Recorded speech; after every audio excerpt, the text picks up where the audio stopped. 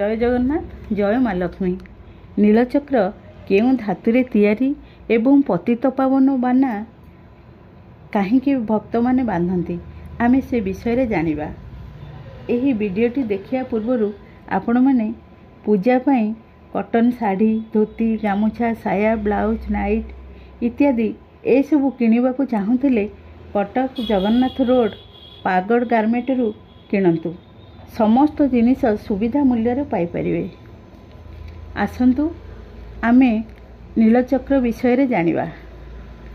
सेथिमध्यरु भारत रे अनेक धार्मिक पीठ और मंदिर मान अछि। सेथिमध्यरु श्रीक्षेत्र और श्री जगन्नाथ मंदिर अन्यतम। श्री जगन्नाथ मंदिर रे थिबा रत्न सिंहासन रे बलभद्र देवी सुभद्रा श्री जगन्नाथ और सुदर्शन पूजा पाती। विष्णुंकर आयुध सुदर्शन चक्र श्री जगन्नाथंकर बाम भागरे पूजा पाती। श्रीमंदिर चूड़ारे दधिनौती उपरे स्थापित चक्र नीलचक्र नाम नामित।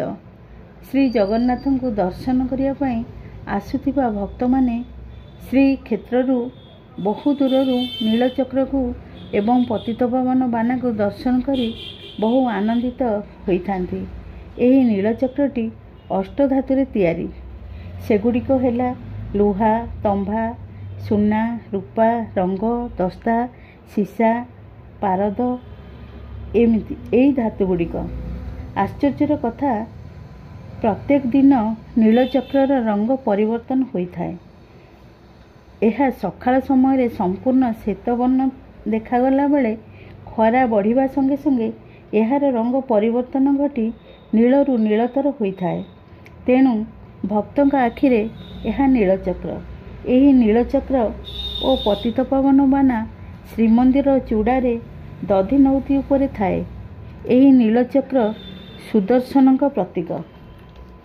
यही नीलचक्रर बाना नथिले महाप्रभुंक नीति संपन्न होई पारे नाही।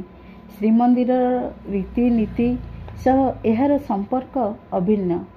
भक्त माने मानसिक करिथांती बाना बांधिबा पाई। मानसिक पूरण हेले बाना बांधती। एही नीलचक्र को पतितपावन बाना को चाही बहु भक्त दूररू नड़िया और फल समर्पण करी प्रसाद लाभर संतोष पाई थांती। आपण माने एही आध्यात्मिक चैनल टी को देखंतु, अन्य मानक सहित शेयर करंतु।